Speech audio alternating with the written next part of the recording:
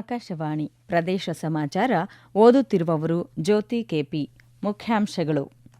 ರಾಷ್ಟ್ರಪತಿ ಭವನದಲ್ಲಿ ಪದ್ಮ ಪ್ರಶಸ್ತಿ ಪ್ರದಾನ ಮಾಡಿದ ರಾಷ್ಟ್ರಪತಿ ದ್ರೌಪದಿ ಮುರ್ಮು ಇಂದು ರಾಜ್ಯದ 8 ಸಾಧಕರ ಪೈಕಿ 3ರಿಂದ ಪ್ರಶಸ್ತಿ ಸ್ವೀಕಾರ.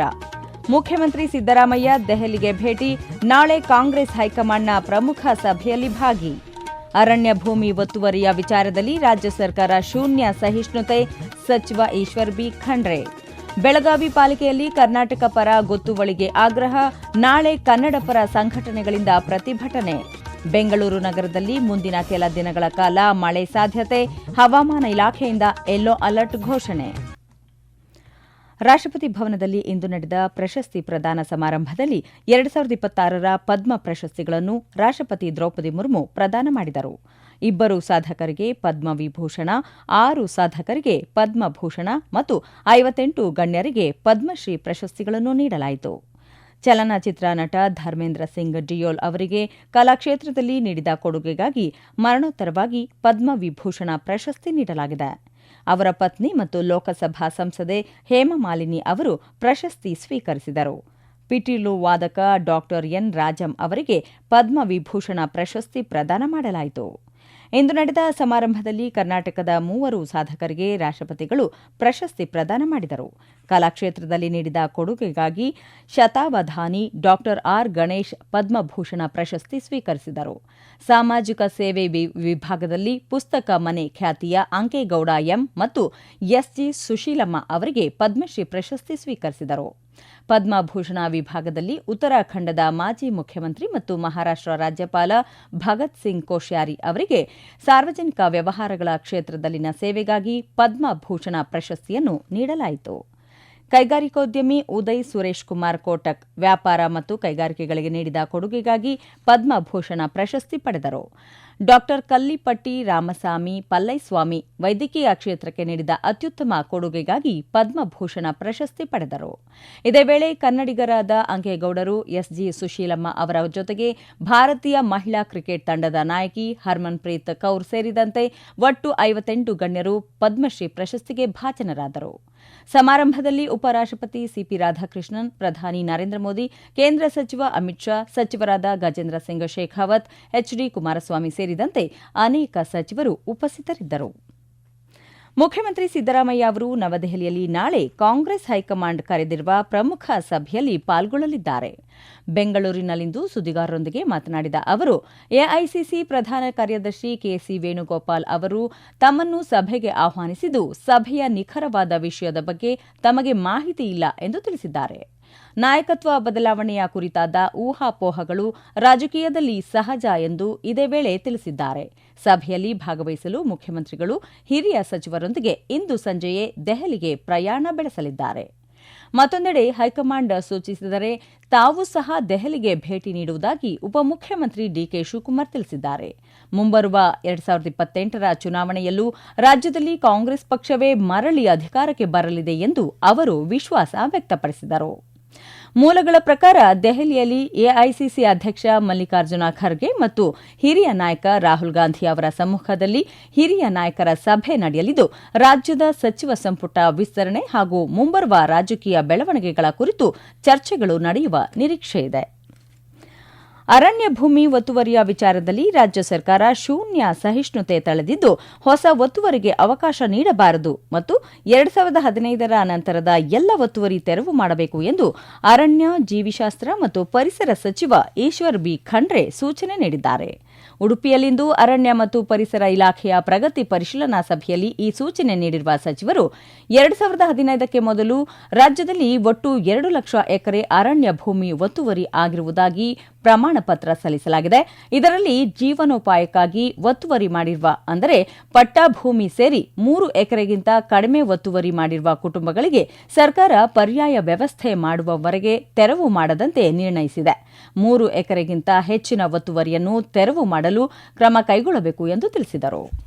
ಪ್ರದೇಶ ಸಮಾಚಾರ ಕೇಳುತ್ತಿದ್ದೀರಿ. ನಮ್ಮ ಎಲ್ಲಾ ರಾಷ್ಟ್ರೀಯ ವಾರ್ತೆಗಳು ಹಾಗೂ ಪ್ರದೇಶ ಸಮಾಚಾರ ಈಗ ಆಕಾಶವಾಣಿ ನ್ಯೂಸ್ ಕನ್ನಡ ಯೂಟ್ಯೂಬ್ ಚಾನೆಲ್ನಲ್ಲಿ ಲಭ್ಯ.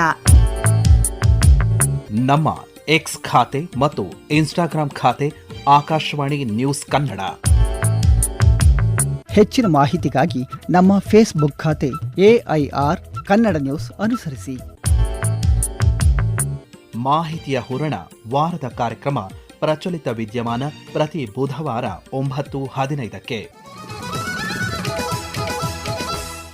ಮತದಾರರ ಪಟ್ಟಿಯಿಂದ ಅರ್ಹರ ಹೆಸರುಗಳು ಕೈಬಿಟ್ಟು ಹೋಗದಂತೆ ಜಾಗ್ರತೆ ವಹಿಸಲು ಬಿಎಲ್ಒಗಳು ನೀಡುವ ಎನ್ಯುಮರೇಷನ್ ಫಾರಂಗಳನ್ನು ಬಳಸಿ ಪಿಎಲ್ಎಗಳಿಗೆ ಸೂಕ್ತ ತರಬೇತಿ ನೀಡುವ ಪ್ರಕ್ರಿಯೆಗೆ ಚಾಲನೆ ನೀಡಲಾಗಿದೆ ಎಂದು ಉಪಮುಖ್ಯಮಂತ್ರಿ ಡಿಕೆ ಶಿವಕುಮಾರ್ ತಿಳಿಸಿದ್ದಾರೆ. ದೇವನಹಳ್ಳಿಯಲ್ಲಿಂದು ಮಾಧ್ಯಮಗಳೊಂದಿಗೆ ಮಾತನಾಡಿದ ಕೆಪಿಸಿಸಿ ಅಧ್ಯಕ್ಷರೂ ಆಗಿರುವ ಡಿಕೆ ಶಿವಕುಮಾರ್, ಸಾರ್ವಜನಿಕ ಕಲ್ಯಾಣದ ದೃಷ್ಟಿಯಿಂದ ಅತ್ಯಂತ ಪ್ರಮುಖವಾಗಿರುವ ಎಸ್ಐಆರ್ ಯೋಜನೆ ಕುರಿತು ಸಾರ್ವಜನಿಕರು ಹಾಗೂ ಕಾರ್ಯಕರ್ತರಲ್ಲಿ ಜಾಗೃತಿ ಮೂಡಿಸಲು ಪಕ್ಷದ ವತಿಯಿಂದ ಕಾರ್ಯಕ್ರಮ ಹಮ್ಮಿಕೊಳ್ಳಲಾಗುವುದು ಎಂದರು. ಇದಕ್ಕೂ ಮುನ್ನ ನಡೆದ ಜಂಟಿ ಸುದ್ದಿಗೋಷ್ಠಿಯಲ್ಲಿ ಮಾತನಾಡಿದ ಅವರು, ರಾಜ್ಯ ಸರ್ಕಾರದ ಗ್ಯಾರಂಟಿ ಯೋಜನೆಗಳ ಅರ್ಹ ಫಲಾನುಭವಿಗಳ ದಾಖಲೆಗಳನ್ನು ಮರುಪರಿಶೀಲಿಸಲಾಗುತ್ತಿದೆ ಎಂದು ತಿಳಿಸಿದರು.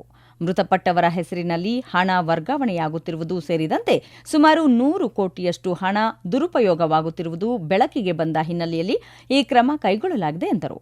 ಯೋಜನೆಗಳು ನಿಜವಾದ ಫಲಾನುಭವಿಗಳಿಗೆ ತಲುಪುತ್ತಿರುವುದನ್ನು ಖಚಿತಪಡಿಸಿಕೊಳ್ಳಲು ಪ್ರತಿ ತಾಲೂಕಿನಲ್ಲೂ ಪರಿಶೀಲನೆ ನಡೆಸಲಾಗುತ್ತಿದೆ ಎಂದು ಅವರು ಸ್ಪಷ್ಟಪಡಿಸಿದರು. ಬೆಳಗಾವಿ ಮಹಾನಗರ ಪಾಲಿಕೆಯಲ್ಲಿ ಕರ್ನಾಟಕ ಪರವಾದ ಗೊತ್ತುವಳಿಯನ್ನು ಅಂಗೀಕರಿಸಬೇಕು ಎಂದು ಆಗ್ರಹಿಸಿ ವಿವಿಧ ಕನ್ನಡ ಪರ ಸಂಘಟನೆಗಳು ನಾಳೆ ಪಾಲಿಕೆ ಕಚೇರಿಗೆ ಮುತ್ತಿಗೆ ಹಾಕುವ ಮೂಲಕ ಪ್ರತಿಭಟಿಸಲು ನಿರ್ಧರಿಸಿವೆ.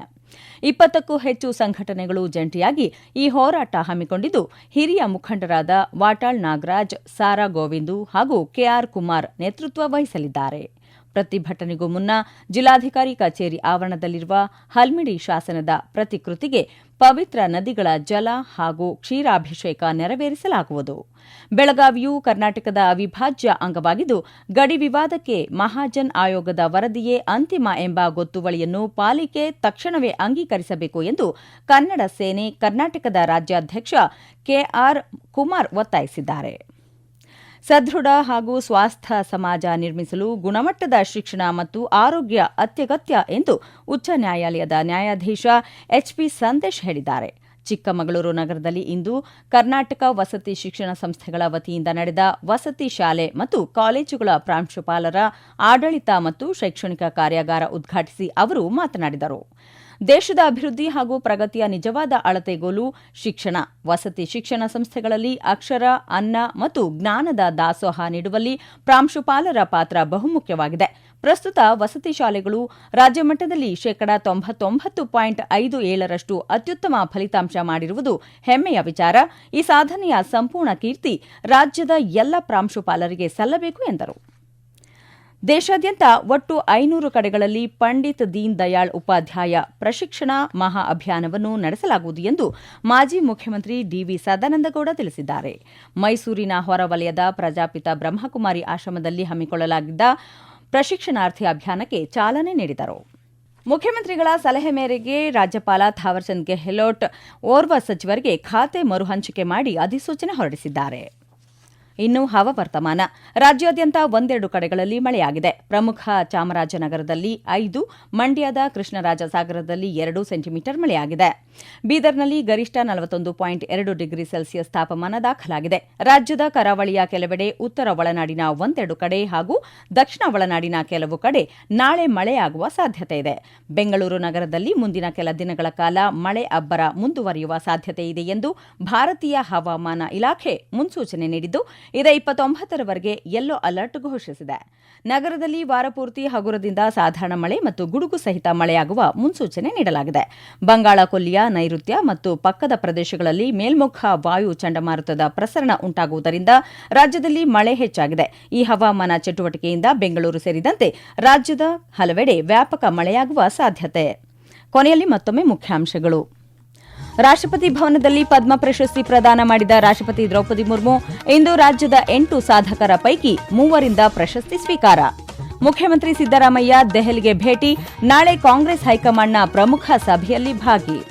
ಅರಣ್ಯ ಭೂಮಿ ಒತ್ತುವರಿಯ ವಿಚಾರದಲ್ಲಿ ರಾಜ್ಯ ಸರ್ಕಾರ ಶೂನ್ಯ ಸಹಿಷ್ಣುತೆ, ಸಚಿವ ಈಶ್ವರ್ ಬಿ ಖಂಡ್ರೆ. ಬೆಳಗಾವಿ ಪಾಲಿಕೆಯಲ್ಲಿ ಕರ್ನಾಟಕ ಪರ ಗೊತ್ತುವಳಿಗೆ ಆಗ್ರಹ, ನಾಳೆ ಕನ್ನಡ ಪರ ಸಂಘಟನೆಗಳಿಂದ ಪ್ರತಿಭಟನೆ. ಬೆಂಗಳೂರು ನಗರದಲ್ಲಿ ಮುಂದಿನ ಕೆಲ ದಿನಗಳ ಕಾಲ ಮಳೆ ಸಾಧ್ಯತೆ, ಹವಾಮಾನ ಇಲಾಖೆಯಿಂದ ಯೆಲ್ಲೋ ಅಲರ್ಟ್ ಘೋಷಣೆ. ಇಲ್ಲಿಗೆ ಪ್ರದೇಶ ಸಮಾಚಾರ ಮುಗಿಯಿತು. ನಮ್ಮ ಮುಂದಿನ ವಾರ್ತಾ ಪ್ರಸಾರ ಸಂಜೆ 7:35ಕ್ಕೆ.